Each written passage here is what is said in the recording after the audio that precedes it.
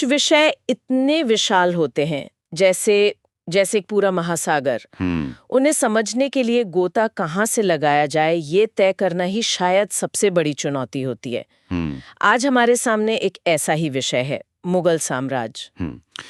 एक ऐसा साम्राज्य जिसने सदियों तक भारतीय उपमहाद्वीप के इतिहास, संस्कृति, समाज, हर चीज पर इतनी गहरी छाप छोड़ी है कि उसकी गूंज आज तक सुनाई देती है। बिल्कुल। और इस विशाल विषय को समझने के लिए हमारे पास जो स्रोत है वो अपने आप में ही बड़ा दिलचस्प है। ये है एक वीडियो पॉडकास्ट का शीर्षक है मुगल साम्राज्य पर विस्तृत वीडियो पॉडकास्ट। बस इतना ही? हाँ, बस इतना ही। कोई स्क्रिप्ट नहीं, कोई वीडियो नहीं, सिर्फ एक वादा। इसमें आकर्षक बात यही है, हमारे पास कंटेंट नहीं बल्कि सिर्फ एक वादा है, विस्तृत जानकारी का, और ये अपने आप में एक बहुत बड़ा दावा है। तो चलिए आज इसी को परत दर परत समझते हैं। आज की हमारी चर्चा का मिशन यही है कि अगर किसी को मुगल साम्राज्य पर वाकई एक विस्तृत और दिलचस्प कहानी बतानी हो तो उसका ब्लूप्रिंट क्या होगा, किन पहलुओं पर ध्यान देना जरूरी है, और इतने बड़े इतिहास को समेटने में असल में चुनौतियां क्या आती हैं। ये एक बेहतरीन सवाल है। ये एक तरह से कह सकते हैं कि किसी विशाल इमारत का आर्किटेक्चरल प्लान बनाने जैसा है। ये तय करना कि उसकी नींव कहाँ होगी, कौन से स्तंभ उसे खड़ा रखेंगे और उसकी दीवारों पर कौन सी नक्काशी होगी। तो फिर नींव से ही शुरू करते हैं। मुझे हमेशा ये सवाल परेशान करता है कि हम इतिहास को कहाँ से शुरू करते हैं। ज्यादातर कहानियां 1526 में बाबर के भारत पर आक्रमण और पानीपत की पहली लड़ाई से शुरू होती हैं। एक जबरदस्त एक्शन सीन जैसा लगता है। हाँ, एक नाटकीय शुरुआत है। पर क्या हम कहानी का सबसे जरूरी हिस्सा यानी क्यों मिस कर रहे हैं? अपने बिल्कुल सही नब्ज पकड़ी है। पानीपत की लड़ाई एक ड्रामेटिक स्टार्ट जरूर है, लेकिन विस्तृत चर्चा के लिए यह अधूरी है। अगर हम बाबर के मध्य एशियाई मूल मतलब फरगना और समरकंद में उसके जो शुरुआती संघर्ष थे उनको नहीं समझते तो हम ये कभी नहीं समझ पाएंगे कि उसकी भारत आने की महत्वाकांक्षा थी ही क्यों। वो इतनी जबरदस्त इच्छा शक्ति आई कहाँ से? मतलब ये जानना कि वो अपनी मातृभूमि क्यों और कैसे खो रहा था और एक नया साम्राज्य बनाने के लिए कितना बेताब था, ये उसकी रणनीति को बेहतर ढंग से समझाता है। ठीक कहा। यह सिर्फ एक आक्रमण की कहानी नहीं है, ये एक विस्थापित राजकुमार की कहानी है जो अपने लिए एक नई किस्मत गढ़ रहा था। वो एक तरह का पॉलिटिकल रिफ्यूजी था जिसके पास खोने को कुछ नहीं था और पाने के लिए पूरी दुनिया थी। ये संदर्भ, ये कॉन्टेक्स्ट उसके चरित्र और उसके बाद आने वाले साम्राज्य की नींव को एक नई गहराई देता है। इसके बिना बाबर सिर्फ एक और आक्रमणकारी लगता है। तो ये सिर्फ एक जीत की कहानी नहीं बल्कि एक सर्वाइवल की कहानी है। चलिए, ये नींव तो रख दी गई। अब आते हैं उन स्तंभों पर जिन्होंने इस साम्राज्य को सदियों तक संभाले रखा, यानी प्रमुख शासक। जब हम मुगलों के बारे में सोचते हैं तो कुछ नाम तुरंत दिमाग में आते हैं: अकबर, जहांगीर, शाहजहां और औरंगजेब। और यहीं पर सबसे बड़ी चुनौती आती है। हर शासक की एक बनी बनाई छवि है। अकबर महान, शाहजहां रोमांटिक और औरंगजेब कट्टर।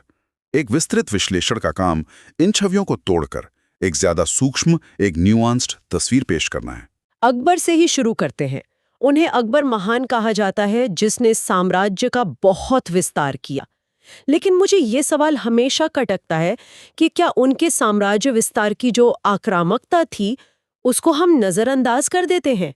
क्या एक महान शासक की परिभाषा में हजारों लोगों की जान लेना शामिल हो सकता है? ये एक बहुत ही महत्वपूर्ण और जटिल सवाल है। इसमें कोई शक नहीं कि उनके सैन्य अभियान क्रूर थे, जैसा कि उस दौर में हुआ करता था। लेकिन उन्हें महान शायद इसलिए कहा जाता है कि उन्होंने जीतने के बाद क्या किया। एक विस्तृत चर्चा में उनके प्रशासनिक सुधारों पर ध्यान देना होगा। और फिर उनका धार्मिक दृष्टिकोण, सुलह एक कुल की नीति। सुलह एक कुल, जिसका मतलब था सबके साथ शांति, चाहे उनका धर्म कोई भी हो। हाँ, सुलह कुल और दीन इलाही, इन शब्दों का जिक्र तो होता है, पर इनका असली मतलब क्या था? क्या ये वाकई काम करता था? सुलह एक कुल उनकी गवर्नेंस का, उनके शासन का मूल सिद्धांत था। ये समझना कि इतने बड़े और विविध देश पर सिर्फ ताकत से राज नहीं किया जा सकता, इसके लिए सबको साथ लेकर चलना होगा। और दीन इलाही तो और भी क्रांतिकारी प्रयोग था। वो कोई नया धर्म नहीं था जैसा कुछ लोग मानते हैं। अच्छा। नहीं, वो इस्लाम, हिंदू धर्म, पारसी धर्म, इन सब के अच्छे तत्वों को मिलाकर बनाया गया एक नैतिक कोड था। ये दिखाता है कि वो सिर्फ साम्राज्य नहीं बल्कि एक मिली-जुली संस्कृति बनाने की कोशिश कर रहे थे। तो मतलब उनकी महानता सिर्फ जमीन जीतने में नहीं बल्कि लोगों को जोड़ने की कोशिश में थी। हाँ, कह सकते हैं। अच्छा, अब शाहजहां की बात करते हैं। उनका नाम लेते ही सिर्फ एक ही चीज दिमाग में आती है, ताजमहल। और यही सरलीकरण है जिसकी मैं बात कर रहा था। क्या हम उन्हें सिर्फ ताजमहल के निर्माता के रूप में याद करें? इतिहासकारों का अनुमान है कि ताजमहल को बनाने में उस समय लगभग 32 मिलियन रुपए लगे थे। 32 मिलियन? हाँ, जो आज के हिसाब से खरबों में है। ये उस दौर के साम्राज्य के कुल राजस्व का एक बहुत बड़ा हिस्सा था। वाह, इस तरह से तो मैंने कभी सोचा ही नहीं था। तो सवाल ये उठता है, क्या ये शानदार कलाकृति एक आर्थिक बोझ भी थी जिसने आने वाले समय में शायद साम्राज्य की तिजोरी को खोखला करने में कोई भूमिका निभाई? यही एक विस्तृत चर्चा का काम है। ऐसे सवाल पूछना, ये दिखाना कि इमारत की सुंदरता के साथ साथ उसकी कीमत और उसके परिणामों पर भी चर्चा होनी चाहिए। आमतौर पर हम कला को अर्थव्यवस्था से अलग करके देखते हैं, लेकिन मुगल काल में ये दोनों चीजें एक ही सिक्के के दो पहलू थे। और फिर हम औरंगजेब तक पहुंचते हैं, एक ऐसा नाम जिनका नाम आते ही आज भी बहस छिड़ जाती है। हाँ, उन्हें अक्सर एक कट्टर मंदिर तोड़ने वाले शासक के रूप में देखा जाता है, जिसकी नीतियों ने साम्राज्य को कमजोर कर दिया। और दूसरी तरफ एक ऐसा शासक भी है जिसने मुगल साम्राज्य का सबसे ज्यादा भौगोलिक विस्तार किया, जो दक्कन में दशकों तक लड़ता रहा और जो व्यक्तिगत जीवन में बहुत अनुशासित था। एक निष्पक्ष चर्चा का कर्तव्य है कि इन दोनों पहलुओं को सामने रखे। उनकी धार्मिक नीतियों को उनके राजनीतिक और सैन्य लक्ष्यों से अलग करके नहीं देखा जा सकता। मतलब ये कि कई बार मंदिर तोड़ने के पीछे राजनीतिक कारण भी होते थे, जैसे किसी विद्रोही जागीरदार को सबक सिखाना जिसके कुल देवता का वो मंदिर हो। अच्छा, तो पक्ष लेने के बजाय ये समझना जरूरी है कि उनके लिए धर्म और राजनीति आपस में जुड़े हुए थे। बिल्कुल। शासकों और लड़ाइयों से हटकर देखें तो मुगल साम्राज्य का असल असर तो हमारी रोजमर्रा की जिंदगी, हमारी कला और हमारी भाषा पर दिखता है ना। यहाँ बात और भी दिलचस्प हो जाती है, क्योंकि यहीं पर साम्राज्य का असली प्रभाव दिखता है, जो आज भी हमारे जीवन में मौजूद है। मुगल वास्तुकला को देखिए, लाल किला, हुमायूं का मकबरा, ये सिर्फ इमारतें नहीं हैं। ये शक्ति, सौंदर्य और इंजीनियरिंग के बयान हैं। या फिर मुगल चित्रकला को लीजिए, खासकर मिनिएचर पेंटिंग। हाँ, वो तो कमाल की होती हैं। जिस बारीकी से दरबारी जीवन, शिकार और प्रकृति को दर्शाया गया है, वो अद्भुत है। पर वो सिर्फ सजावट के लिए नहीं थी, वो एक तरह का प्रोपेगेंडा और ऐतिहासिक रिकॉर्ड भी थी। प्रोपेगेंडा कैसे? बादशाह कैसे दिखते हैं, कैसे रहते हैं, कैसे जीतते हैं, ये सब दुनिया को दिखाने का एक तरीका था, एक इमेज बनाने का। लेकिन इन सब के पीछे एक पूरी मशीनरी काम कर रही थी, जो इस साम्राज्य को चला रही थी। आप प्रशासनिक व्यवस्था की बात कर रहे हैं, जैसे मनसबदारी प्रणाली। इसका जिक्र किताबों में आता है, पर यह असल में थी क्या? मनसबदारी प्रणाली मुगल साम्राज्य की रीढ़ की हड्डी थी। यह एक मिलिट्री एडमिनिस्ट्रेटिव सिस्टम था जिसमें हर अधिकारी या मनसबदार को एक रैंक यानी मनसब दी जाती थी। अच्छा। उस रैंक के हिसाब से उसे कुछ सैनिक और घोड़े रखने पड़ते थे। बदले में उन्हें या तो नकद वेतन मिलता था या जमीन का राजस्व, जिसे जागीर कहते थे। ये व्यवस्था ही साम्राज्य की ताकत और आगे चलकर उसकी कमजोरी दोनों बनी। तो मतलब ये सिर्फ राजा महाराजाओं की कहानी नहीं थी, एक पूरी इकोनॉमिक और एडमिनिस्ट्रेटिव मशीन चल रही थी। उस समय व्यापार कैसा था? मुगल भारत उस समय दुनिया की सबसे बड़ी अर्थव्यवस्थाओं में से एक था। इसके व्यापार मार्ग मध्य एशिया से लेकर यूरोप तक फैले थे। यहाँ के कपड़े, मसाले और दूसरी चीजों की पूरी दुनिया में मांग थी, और बदले में पूरी दुनिया से सोना चांदी भारत आ रहा था। और यही वो दौलत थी। हाँ, यही वो दौलत थी जो उन शानदार इमारतों और शान और शौकत को मुमकिन बनाती थी।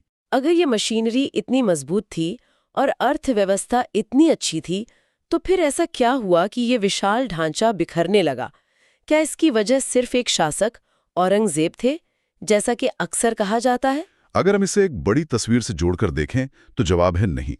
औरंगजेब की नीतियां निश्चित रूप से एक महत्वपूर्ण कारक थीं। खासकर दक्कन में जो 27 साल तक युद्ध चले, उन्होंने शाही खजाने को लगभग खाली कर दिया। लेकिन कहानी इससे कहीं ज्यादा जटिल है। तो और क्या कारण थे? एक तरफ मराठों, सिखों और जाटों जैसी क्षेत्रीय शक्तियों का उदय हो रहा था। वो मुगल सत्ता को सीधी चुनौती दे रही थी। दूसरी तरफ साम्राज्य की प्रशासनिक मशीनरी, वही मनसबदारी प्रणाली, अब कमजोर पड़ने लगी थी। वो क्यों? साम्राज्य इतना फैल चुका था कि मनसबदारों की संख्या बहुत बढ़ गई थी। लेकिन उन्हें देने के लिए अच्छी जागीरें यानी जमीनें कम पड़ गई। इससे अमीरों के बीच लड़ाई शुरू हो गई और केंद्र कमजोर हो गया। और हमें यूरोपीय शक्तियों के आगमन को भी नहीं भूलना चाहिए, बिल्कुल। जो पहले व्यापारी बनकर आए और फिर राजनीतिक ताकत हासिल करने लगे। बिल्कुल। तो पतन किसी एक घटना या एक शासक की गलती का परिणाम नहीं था। ये आंतरिक कमजोरियों और बाहरी दबावों का एक मिला-जुला नतीजा था। एक विस्तृत चर्चा को इन सभी धागों को एक साथ बुनकर दिखाना होगा। ये दिखाना होगा कि कैसे एक के बाद एक चीजें गलत होती गई। ये सब सुनकर मुझे एहसास हो रहा है कि विस्तार से समझाना कितना मुश्किल काम है। बाबर के मध्य एशियाई संघर्षों से लेकर अकबर के सुधार, शाहजहां की वास्तुकला के आर्थिक पहलू, औरंगजेब की जटिल विरासत, फिर कला, समाज और पतन के इतने सारे कारण, इन सब को एक कहानी में पिरोना तो लगभग नामुमकिन लगता है। और यहीं पर सबसे महत्वपूर्ण सवाल उठता है, विस्तृत का मतलब क्या है? क्या इसका मतलब हर छोटी सी छोटी तारीख, हर छोटी लड़ाई का जिक्र करना है? ऐसा करने पर तो ये जानकारी का एक बोझिल ढेर बन जाएगा जिसे कोई सुनना नहीं चाहेगा। हाँ, बिल्कुल। ये वैसा ही है जैसे कोई कहे कि मैं इंटरनेट पर एक विस्तृत वीडियो बना रहा हूं। आप कहां से शुरू करेंगे और कहां खत्म करेंगे, आपको चुनना ही पड़ेगा। तो फिर इसका मतलब क्या है अगर सब कुछ बताना नहीं है तो? विस्तृत का असली मतलब है सही और महत्वपूर्ण जानकारी को चुनना और उसे इस तरह से जोड़ना कि एक सार्थक कहानी बन सके।